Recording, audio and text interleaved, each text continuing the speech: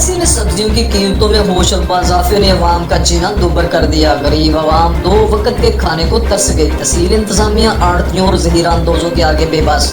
Report جانتے ہیں اپنے نمائندے محمد حسین چودھری سے. جی محمد حسین چودھری تفصیل سے آگاہ کیجیے گا. میلسی میں مہنگائی سے لوگوں کا جینا دوبر ہو گیا.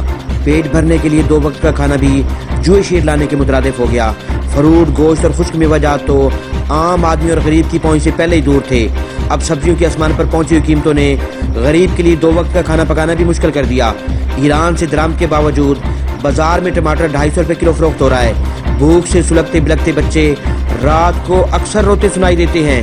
آلو 80، بھنڈی 120، کدو 80، پالک 30، مرچ 210، دھنیا 200 روپے کلو فروخت ہو رہا ہے.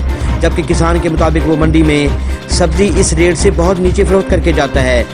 ساتھ ہی میں کیمرہ مین کے ساتھ محمد حسین چودھری، بیورو چیف، ابنائے وطن نیوز، میلسی.